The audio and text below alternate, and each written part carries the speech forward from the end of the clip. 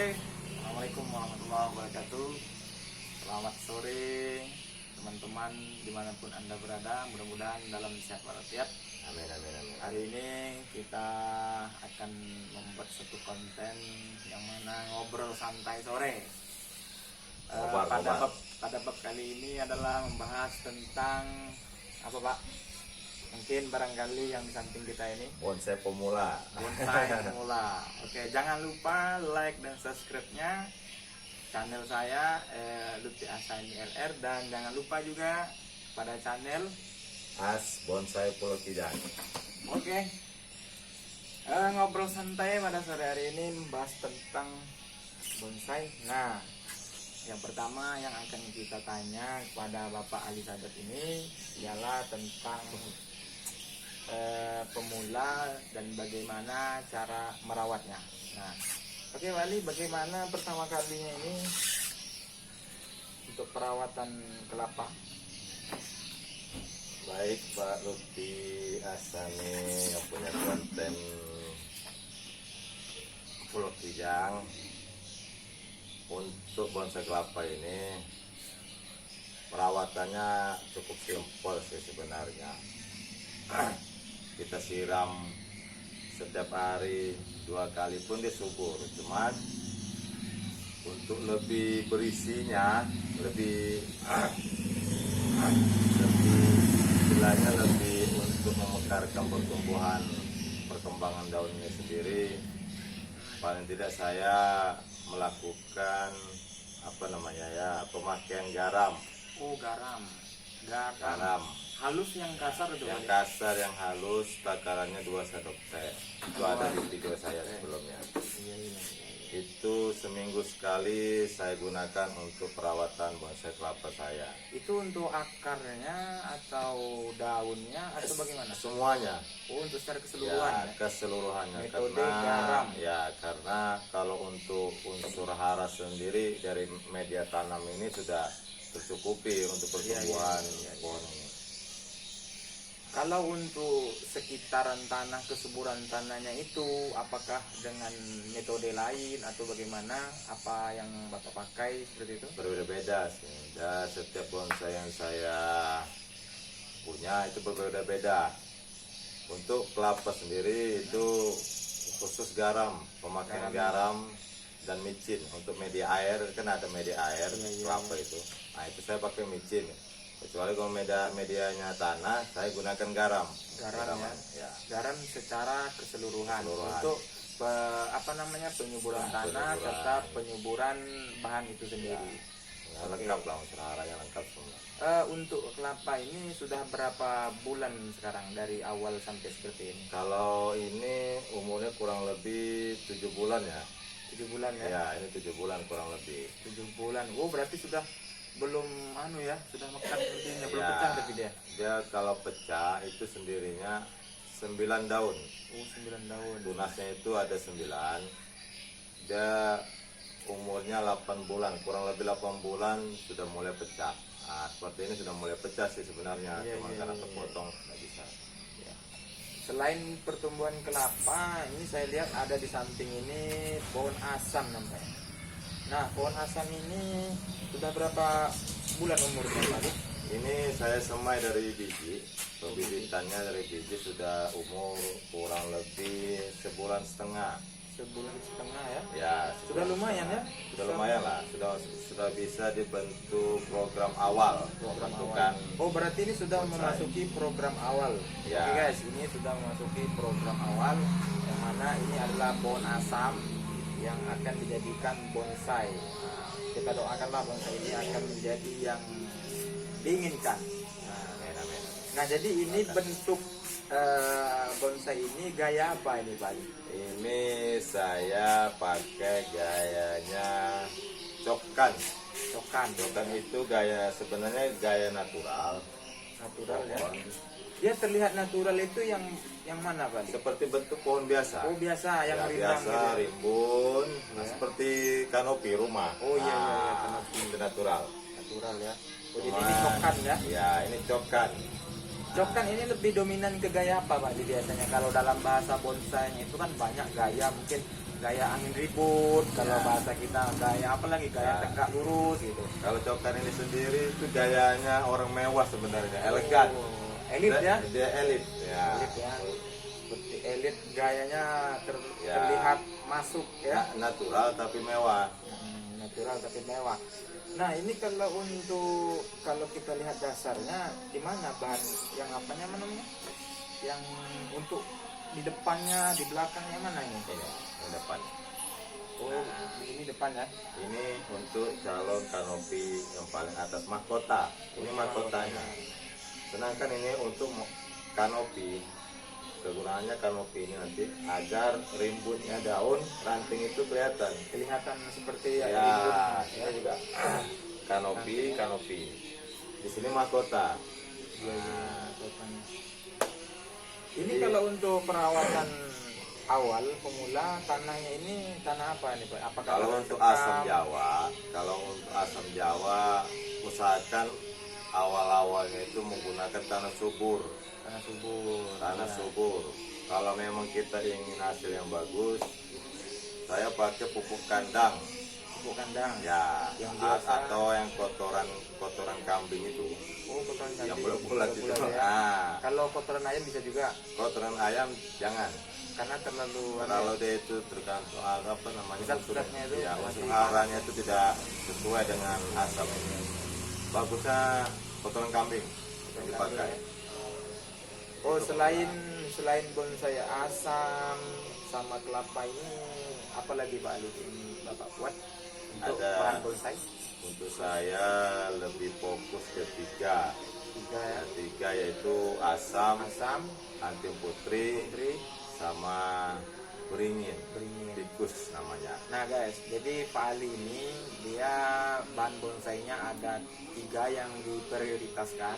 Yang pertama asam, anting putri, sama beringin. Nah untuk beringin itu sendiri ataupun anting putri belum kita tampilkan. Yang di sini cuma terlihat ada dua bahan, yang mana bahan asam dengan bahan kelapa. Nah setelah ini mungkin kedepannya kita akan bahas anting putri dengan beringin, bagaimana cara perawatannya. Hari ini kita masih panjang bahasanya masalah pohon asam. Nah kelanjutan ini nanti untuk peletakannya lebih subur di mana, di luar, di outdoor atau di dalam?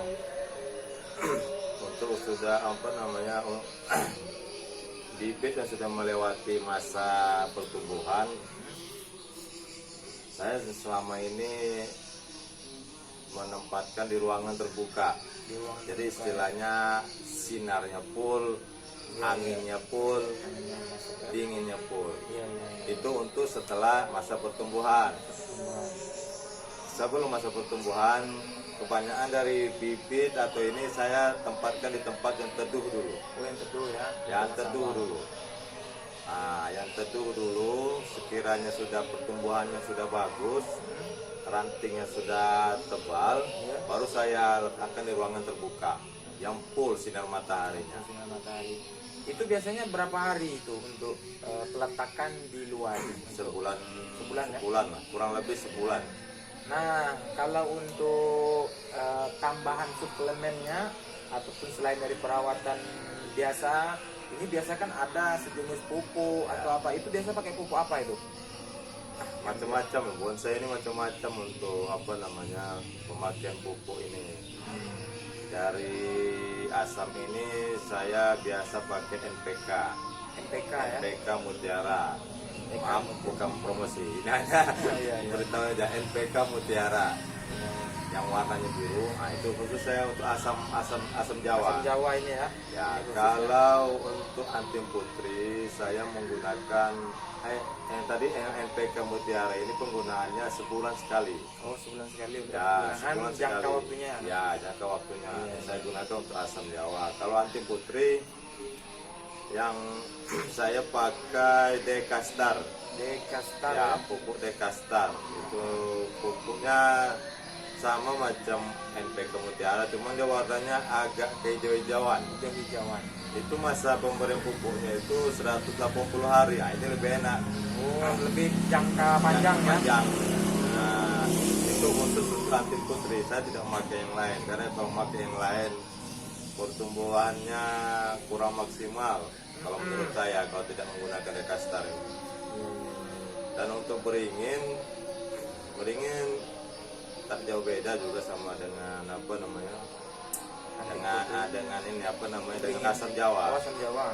Tak jauh beda, cuman kebanyakan saya lepas gitu, natural aja. Kadang saya pakai siram air aja. Sehari itu 2 kali. Kalau sudah kelihatan kering tanah saya siram. Kalau masih lembab basah tidak saya siram. Ya. Nah, jadi kalau untuk pembentukan akar ini khususnya bagi pohon asam lah seperti itu ya, yang kita ketahui sekarang. Kalau untuk pembentukan akar, apakah kita langsung natural menggunakan pot sekecil ini atau kita wadah yang besar dulu atau bagaimana? Untuk akar sebenarnya kita pakai wadah apa namanya tempat ini Yang kecil. tidak setelah kita terserah, mau yang kecil mau yang besar. Yang namanya program akar kan kita harus membentuk akarnya gimana sesuai dengan bibit yang kita punya. Kalau bibitnya kecil, kalau kita memakai pot yang besar, itu lambat nantinya. Kita harus sesuaikan. Kalau yang kecil, akar apa bibitnya tuh ranting batang masih kecil, akarnya ya tepat yang wadah yang kecil juga ada masalah. Yang penting cara merawatnya aja.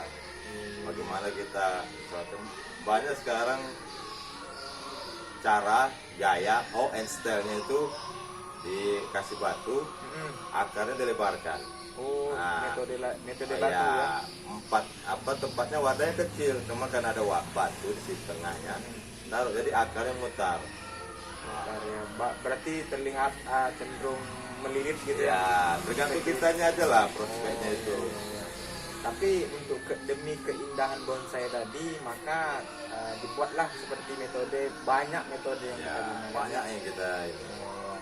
Nah, jadi kawan-kawan, itulah tadi untuk perawatan. Nah, jadi kalau untuk menghindari kerusakan daripada bonsai ini, apa saja pesan-pesan kepada teman-teman viewers kita, bagi Pak Ali, menyampaikan pesannya pada penghindaran supaya tidak terjadinya kerusakan akar, tidak terjadinya kerusakan daun, kerusakan batang, atau terhambatnya pertumbuhan batang tadi. Apa saja Pak? Kalau saya pribadi yang saya ini kan anjurkan itu jauhkan hewan peliharaan kalian. Hewan peliharaan yang paling merusak. Jauhkan hewan peliharaan karena kan seperti kucing kadang kan dia agresif nih. Kadang pohon itu bergoyang dianggap dia musuh, jadi akhirnya dia aja berkelahi itu pohon, jadi rusak dannya. Itu yang pertama ya. Dari peliharaan. Yang kedua, hindari pemakaian pupuk yang berlebihan, harus sesuai takaran. Nah, itu aja dari saya sih sebenarnya.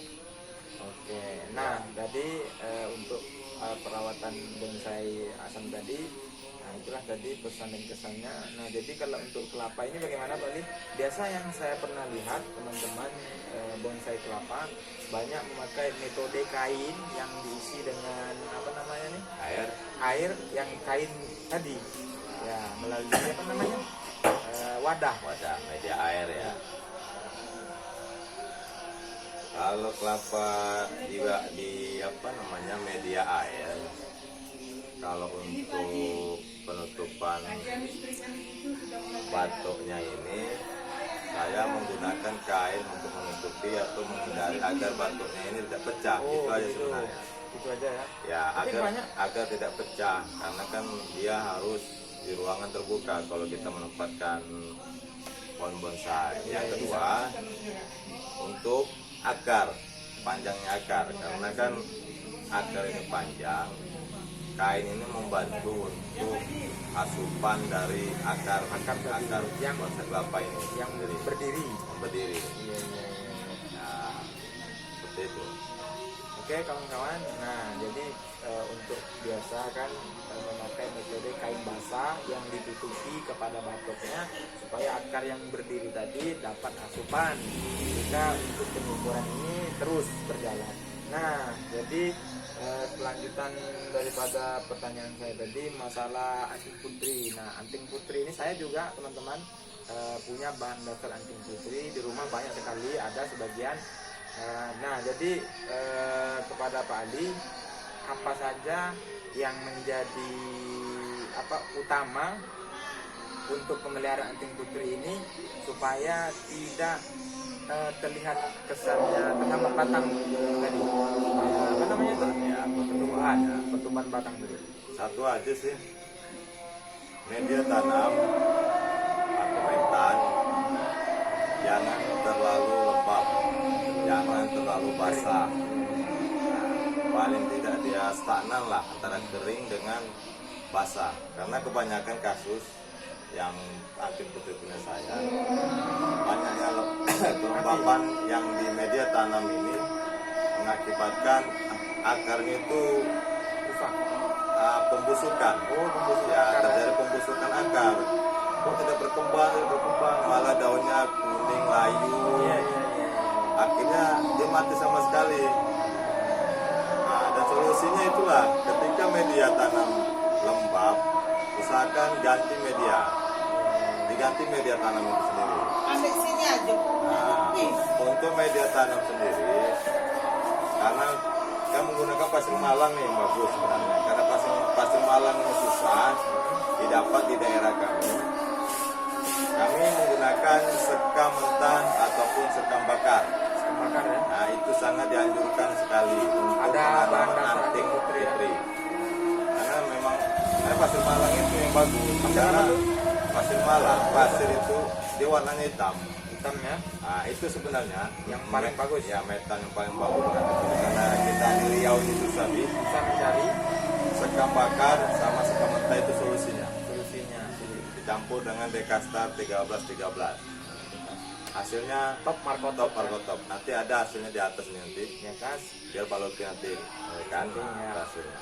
Oke, mungkin obrolan kita pada sore hari ini sekian. Nanti kita akan lanjut ke video selanjutnya, ke part selanjutnya adalah part pertama. Nanti kita akan lanjut ke part 2. Jangan lupa tekan loncengnya biar supaya nanti dapat pemberitahuan video kami selanjutnya. Oke, bisa dimanapun Anda berada, semoga puasanya lancar sampai ke akhirnya. Akhirul kalam.